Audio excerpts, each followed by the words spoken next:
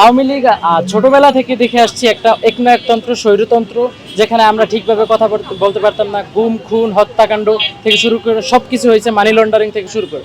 তো তার একেবারে সর্বশেষ অবস্থা ছিল জুলাইয়ে প্রায় 2,000 মানুষের নিহত হওয়া এবং হচ্ছে 20,000 মানুষের আহত হওয়া। তো এই ক্ষেত্রে এটার পরে আমাদের গণ আকাঙ্ক্ষা ছিল আওয়ামী লীগ এবং ছাত্রলীগ থেকে শুরু করে সকল অঙ্গ সংগঠনের নিষিদ্ধ হওয়া। তো এই ব্যাপারে প্রায় 8 থেকে 9 মাস যাওয়ার পরেও ইন্টারিম গভর্নমেন্টের ওইভাবে সক্রিয়তা না দেখতে পেয়ে আমাদেরকে আন্দোলন করে শেষ পর্যন্ত আওয়ামী লীগকে স্পেশাল রিটের মাধ্যমে নিষিদ্ধ করা হয়েছে। তো এই ব্যাপারে আমরা কালকে পুরো বাংলাদেশের আপামর জনতা মিষ্টি মিষ্টি বিলাইয়া আনন্দ উপভোগ করছে এবং আমরা ঢাকা বিশ্ববিদ্যালয়ে মিষ্টি খাইছি, হলে হলে মিষ্টি বিতরণ হয়েছে। সবার মধ্যে অনেক উৎফুল্লতা কাজ করছে, সবাই খুবই খুশি এবং শান্তিপূর্ণ অবস্থায় ছিল।